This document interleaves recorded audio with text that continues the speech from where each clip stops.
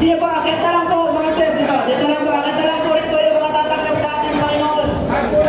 Dito po. Alisan po rito po. Akit po dito. Para po hindi tayo mahirapan dyan. Sige po, akit po kayo dito. Dito po dito. Sige po, akit po. Huwag po kayo matakot. Kaligtasan po ang ino-offer natin dito. Hallelujah.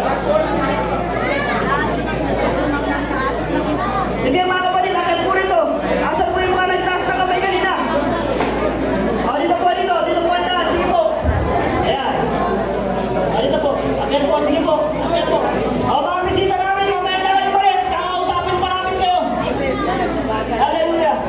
Sige po, akit po. Yung mga gustong tumanggap sa ating Panginoon. Pwede bang palakpakan natin ang Panginoon? Ang dami na po gusto tumanggap sa Panginoon.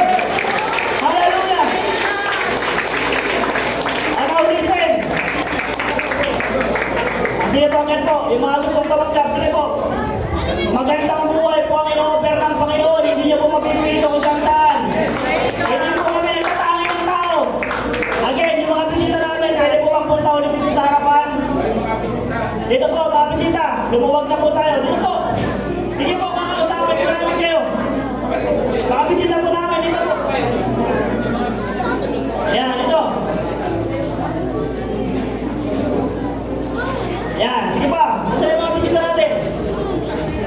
Dito pa, maluwag pa rito ulit, mga bisita. Ngayon, last call na to, mga bisita.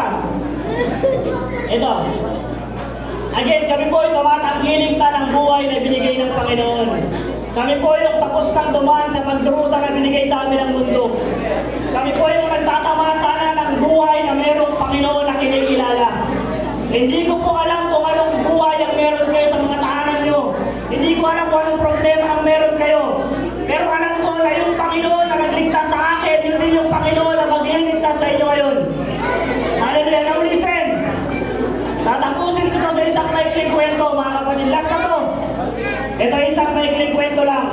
Listen, mga kapatid. Nanay, meron daw pong isang matanda na sobrang lakas ang pananampalataya sa Panginoon. Siguro mga 80 years old na ang edad niya.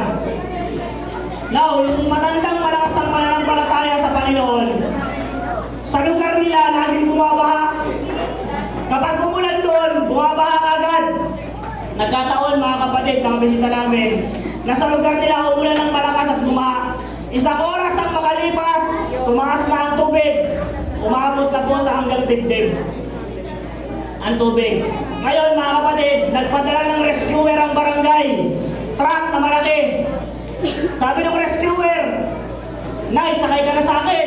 Kasi mamaya, pag tumaas pa yung baha, wala nang magre-rescue sa'yo." Sabi ng matanda, "Anak, umalis ka na. Malakas ang pananampalataya ko sa Panginoon. Hindi niya ako iiwan." Ngayon, yung rescuer umalis. At maya-maya,